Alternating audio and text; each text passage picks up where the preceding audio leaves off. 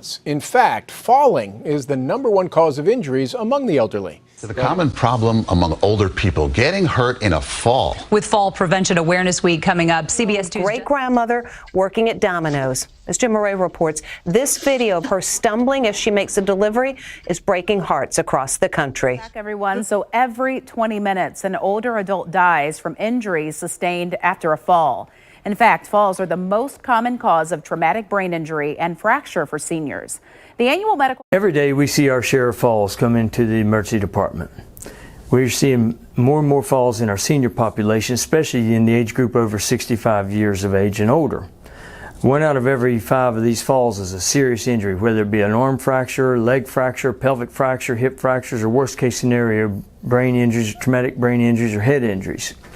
We're seeing about 800,000 admissions a year nationwide, and at CMC General Hospital last year we had 1,149 injuries admitted just for falls and fall-related injuries. So that is catching the attention of our trauma surgeons. And falls are about the 6th or 7th leading cause of death in this country, and this is a very critical area of research because it is so common and it so often results in serious injury. To quickly detect when an elderly person falls, our project focuses on elderly fall detection using IoT technology. A smart wristband monitors the elderly's movements and sends data to a smartphone, which then uploads it to a cloud server. AI algorithms analyze the data in real time to determine if a fall has occurred. If detected, the server instantly sends an alert to the smartphones of family members or community staff, ensuring timely assistance. This system enhances safety and provides peace of mind for caregivers and the elderly alike. Our fall detection system aims at PRS market, and the market will grow from $7.14 billion to $10.81 billion over the 7 years. And the main market is North America, will take 50% of the market, and the growth is promised by the national aging population. And our product only charge $20 a month compared to our competitors, which prices range from $25 to $48, and our activation fee only charge $50, include a band and their personal Android phones, and our competitors will charge $100. Now I will introduce the technology architecture of our project. So we have we use 2 groups of algorithms to detect whether it's falling down. The first group, we will use a phone and a wristband, updated the data to our AWS. It's like acceleration, the heart beating, and the tilt angle. And the other group of our detected is we use a camera, upload the image to the AWS, and here is a AWS, and we have a SVM service, and we have an OpenPOS service too, runs different algorithms in different AWS.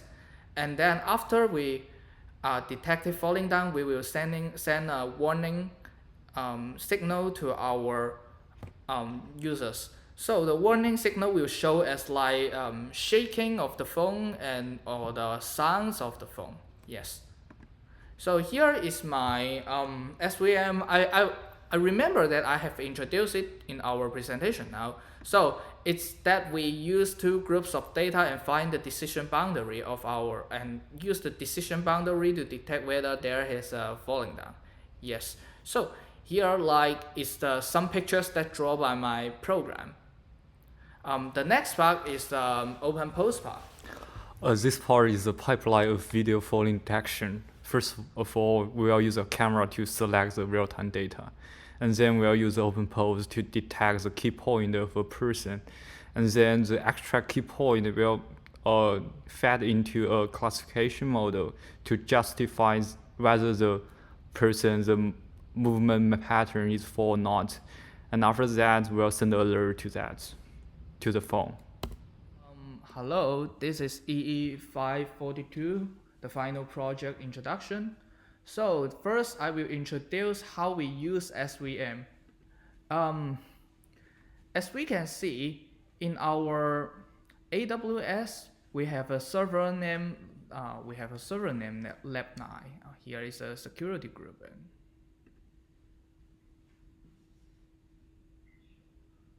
Here.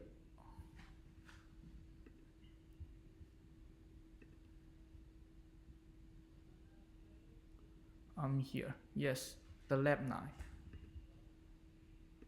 So now it's running, and we use a ThinkSpot in here. So here is our rule chain.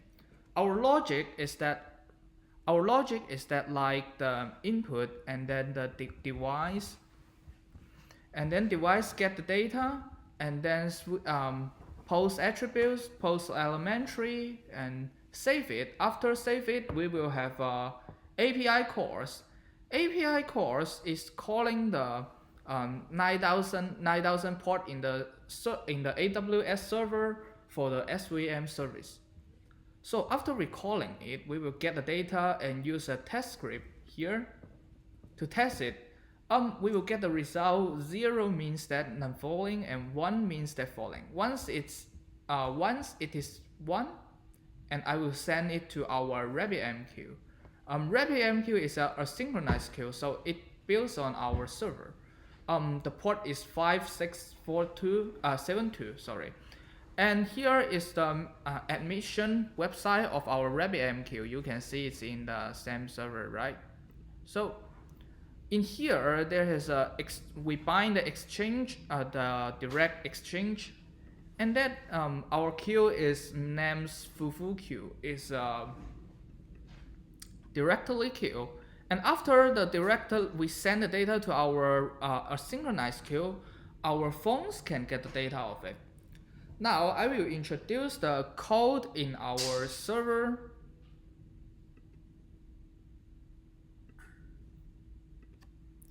First we connect the server.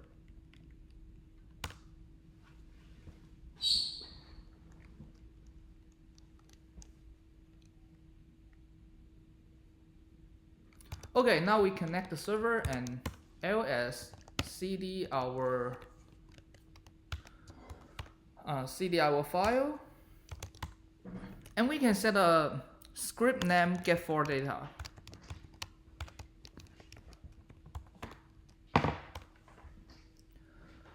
This is our script in the server.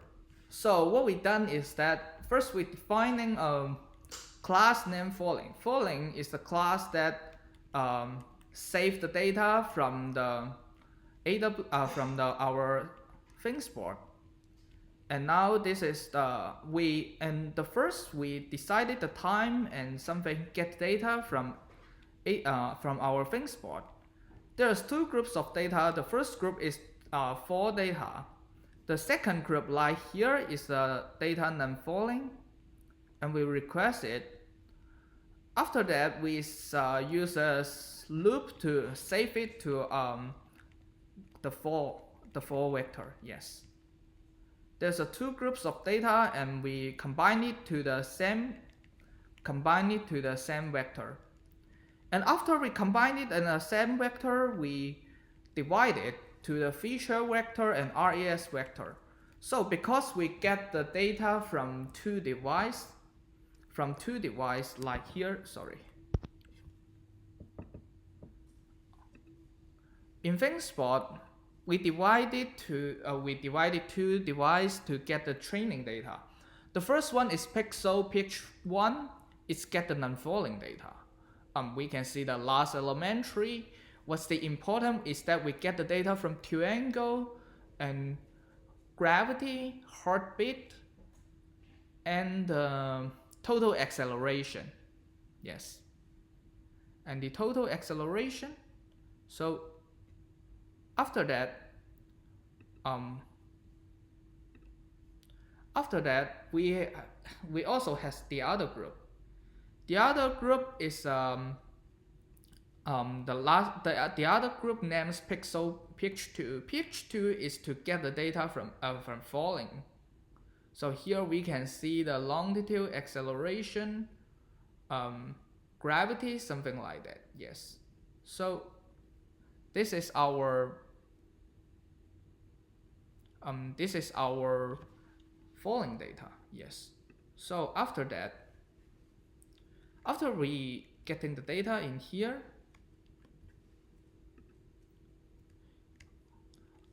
we divide it to the features and RES.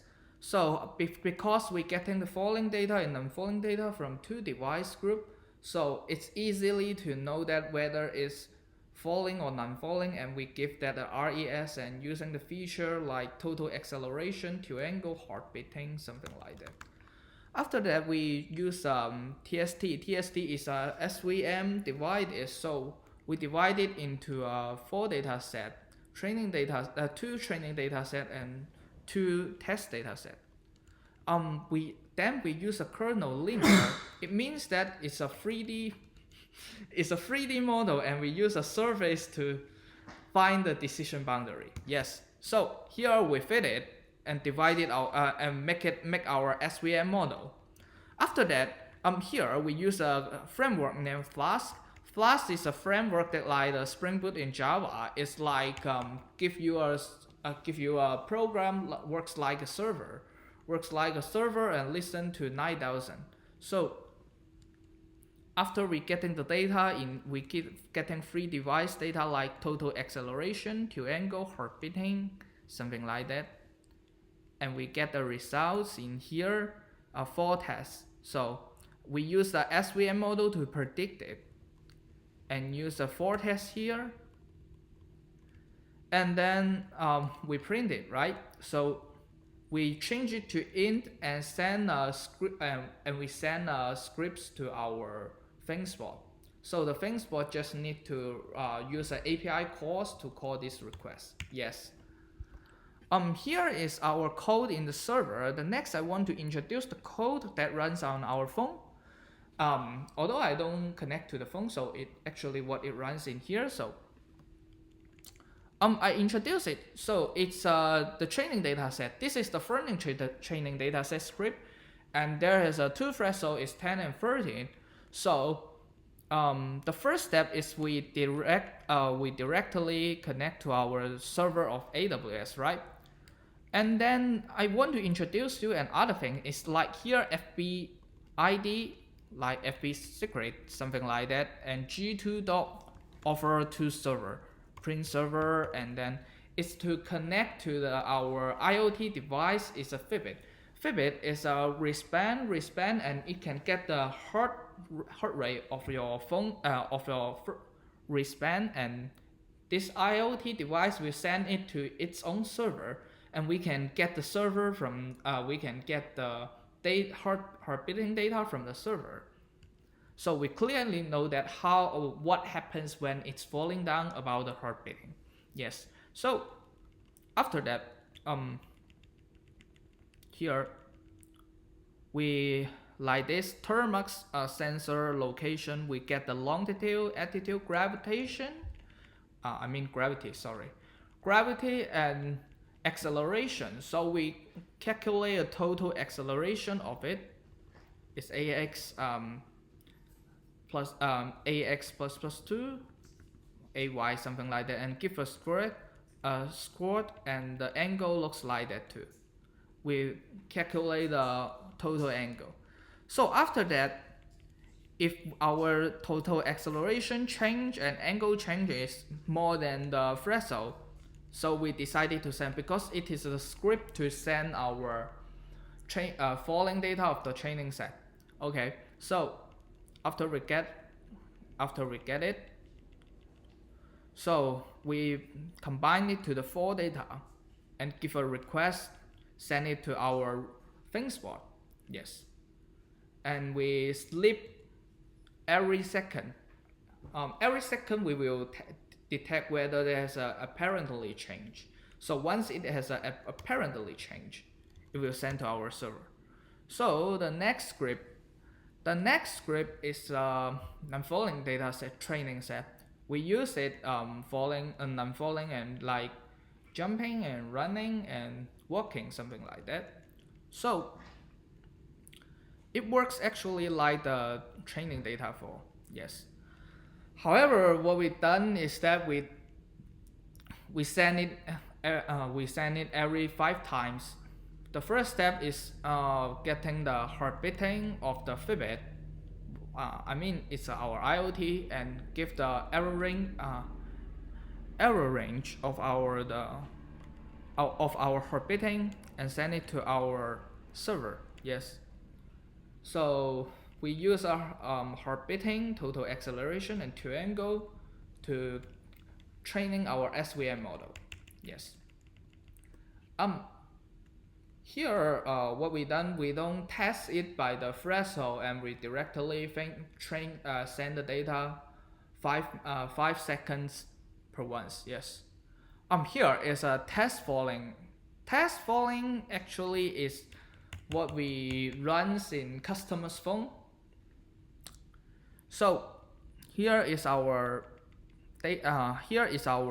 code, and like the first step is getting the data from our Fitbit, right? What I said in here.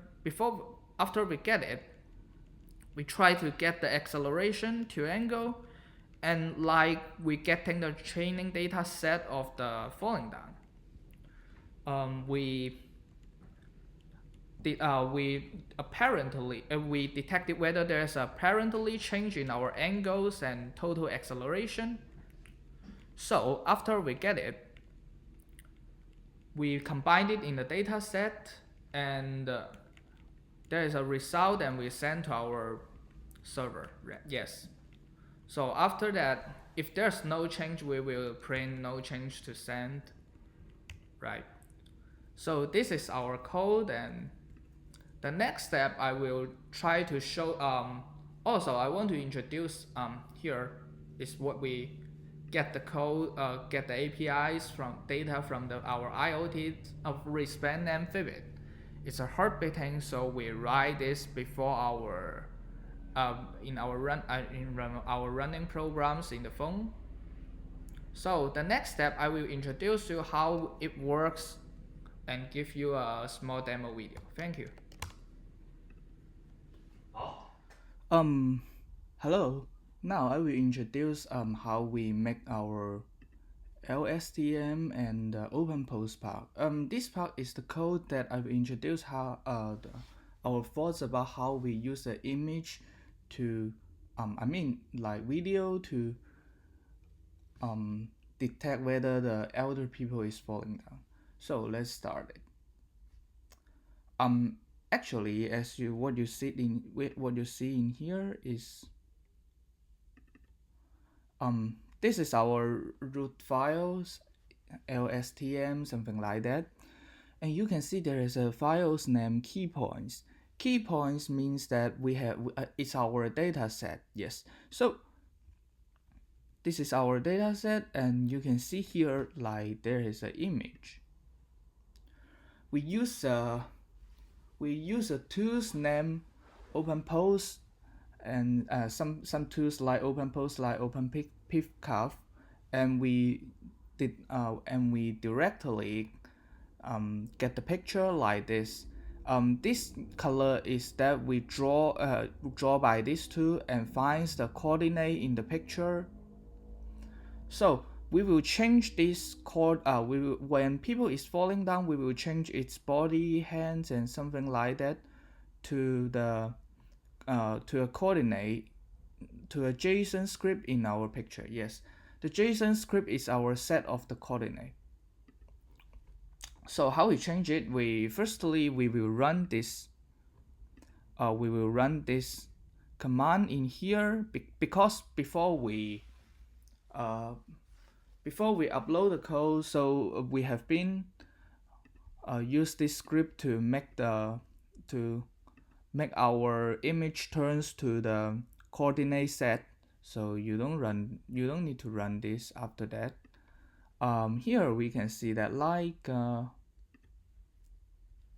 here actually it's coordinate set. So what it means is that here each small array in here is like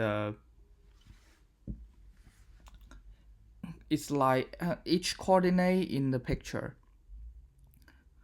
It's a coordinate of like the hands, the body, right hand, left hand, something like that. No, the face, something like that. So the key points is a bigger array and it contains 17 coordinates. So this is the, however, this is the x of the coordinate and this is the y of the coordinate.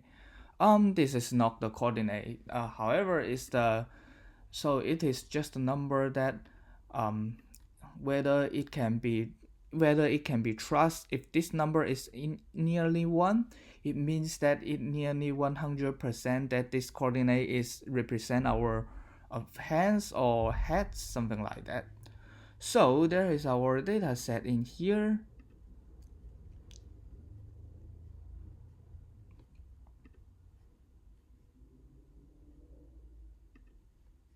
We have our data set in here. So the first step, we can see in this file we have a lot of pictures, right? So we also use the script, change it to JSON first. JSON is the set of our coordinate, the skeleton, yes, the skeleton set of our coordinate. And afterward we have an output VAL. We do the same things in here because it's actually it's a test set. Yes, it's a test set. We can base on the name like for or not for, knows that whether it's for. We also have not fors in here. So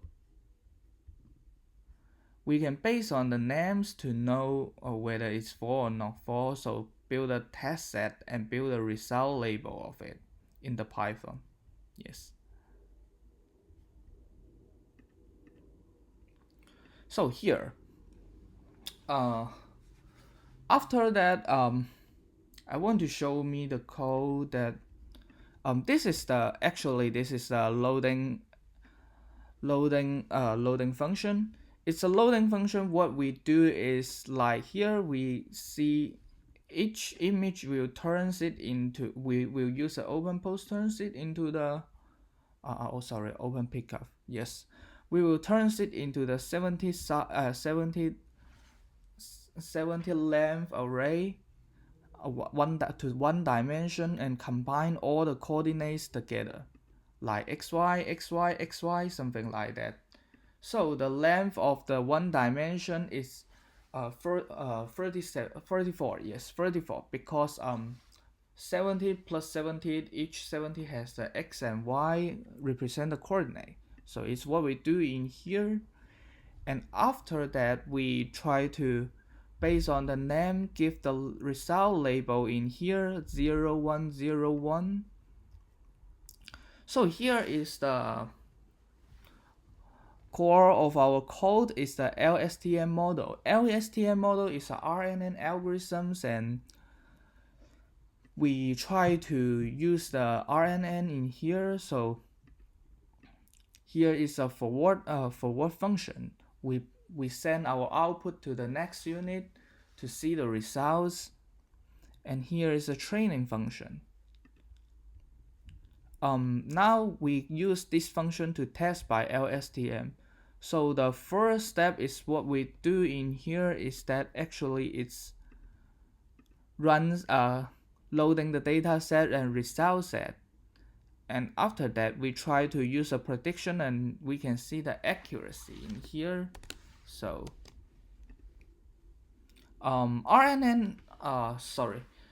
LSTM is like based on the timestamp frame. So we use a lot of pictures to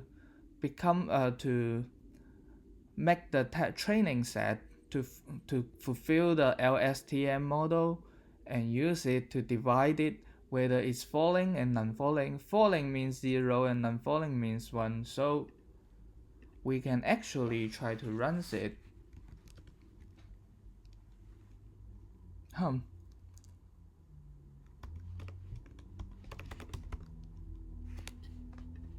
We can actually try to run it. Load and train is the enter of our code.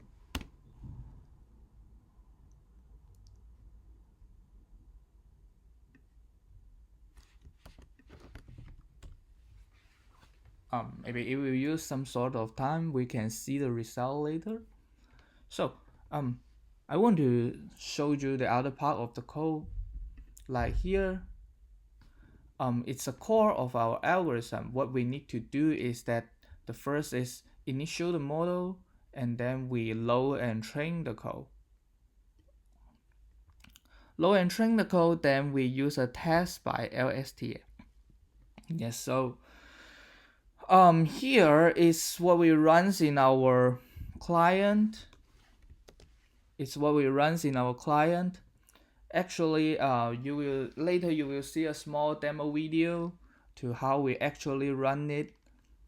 Sorry, I mean it's how we actually send our data to our AWS. However, this version is because I make some code not working in here, so it can also runs in local. So after that, we will have a small video to show how we runs it in the cloud and how we run. But now I will show you how we will run it in the local. So first we will open the cameras in here and use open pickup, something like open post, to get the key points of the skeleton. So after we get the key points in here, like what we do in here, like what we do, how we load, like what we do in here, yes, load training data. It's that to get to flatten the skeleton set to 1 dimension 44 elements array. Yes, so after we append it, we will try to use before we run this camera, we will try to finish our studying and then use the LSTM to detect it, and we will have a detect of the LSTM. We will have a results in here. Let's see this. Okay, here this result is like 70% accuracy, something like that, of the test set. Yes, so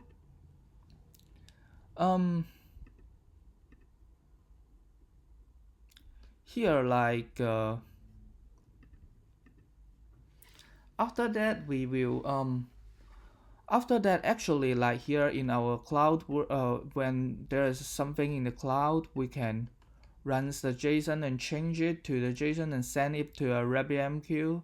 I mean it's a synchronized queue because it's faster. When we send it, it's not blocking, so it's more faster than when we use blocking IO. And we will get the result in here. When we can get the result here, try to send to our LSTM. Try to send to our result queue. Yes.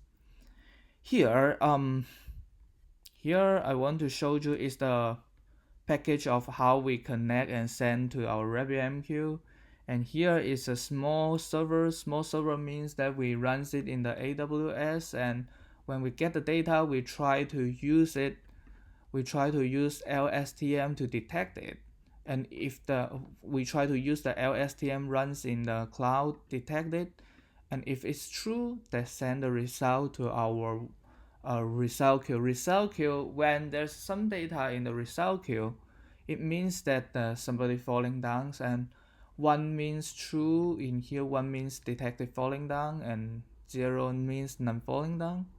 Yes, so actually we can still try to run it in here. Yes.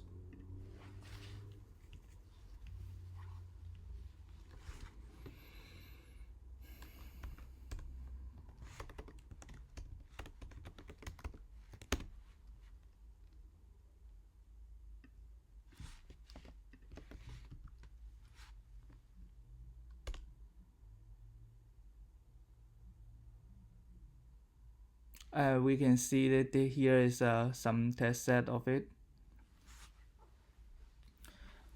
This is the data. Sorry, something is blocking in the initial state. So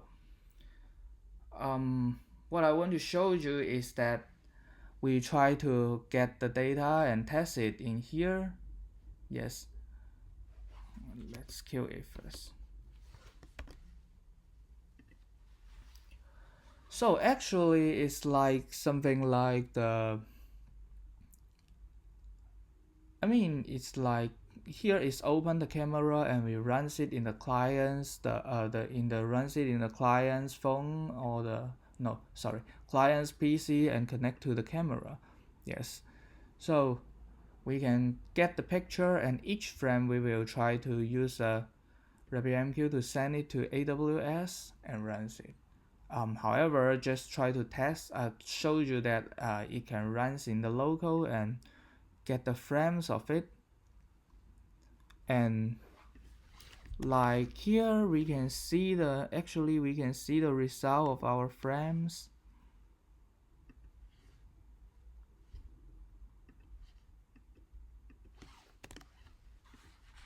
Now here we can say print video frame. Sorry. Yes, a video frame. Let's try to run it again.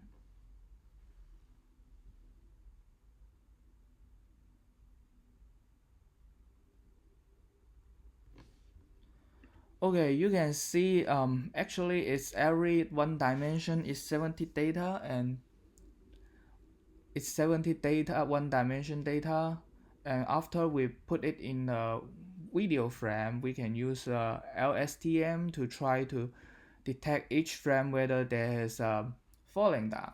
What my thought is that here is each frame's data, and we try to send each frame's data to our cloud and use LSTM to divide it based on our training set. Yes. So after that, let us quit it first. So after the introduction of the code, in the last part of our video, we still have a demo video to how it runs in the real works. Yes. So that's all. This is our Android app used for fall detections, and we need to do 3 things here. And first, we need to connect to a RabbitMQ. And second, we will listen for fall detection alerts. And third, we will show notifications with vibrations and sounds. And our app only have one activity view, so this is our main activity. And first, this is RabbitMQ's name. It's called EE542, and we use log to show some information when running the program. And here's some variable we need to initialize to receive the message from MQ. And on the onCreate function, we need to initialize a thread, because if the receive part is blocked, using this thread won't block the main thread. So we will do the message queue here and listen to messages. And here's the message queue setup. So we use the server, and this is its public address, and the port is the default port, and here's the username and password. And we also have a timeout. if the time is too long, and we will close the connection. And here's the common use of the MQ library. And here's the second function. We use this function to listen to messages as a consumer. So here we initialize the consumer, and if we receive a message, we will output a log in the logcat. And if we receive a message, we will show a dialog which taxes false detected. And after that, we will send ACK to the server to show that we have received the message. And here we set up the QoS to 1. It means we consume one message at one time. So here's the dialog function, and when you see the dialog, the phone will also vibrate and play some sound. So we use a layout called custom alert dialog, which designed by ourselves. And here's a play alert sound function. So it will use the Android phone API to play some default sound in the system. And if you want to use this function, you also need to provide some permissions to the application. And here's the vibrate function. So if there are different versions of vibrator, so if your Android version is below 12, you will use the vibrator manager. And if your Android version is above 12, so you will use another vibrator. And this is the close function used for closing the MQ service. So if you finish consuming, it will call this function automatically, so it will close the MQ function. Now I will try to introduce how we use a wristband. In my left hand is a Fitbit, because it's our IoT, and use our phones to detect the elder people falling down. Now I will run the script in my phones, like here, test falling, and you can see something. The first step is we need to get the authorization of Fitbit, like here, right? So we have running the script. Now because we don't have any actions, right? Like running or something like that. So we don't have a apparently change in our tilt angle and accelerations. Now I try to test it. I try to test my falling down for 2 positions. The first step, I will put my phones in my pockets and try to falling down inside, and we try to falling down in 2 positions. Okay, here is the first position.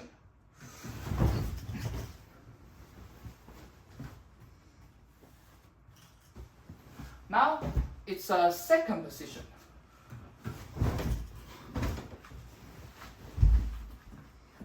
Now we can check our results in here. We can see there's a 200, 200, something like that.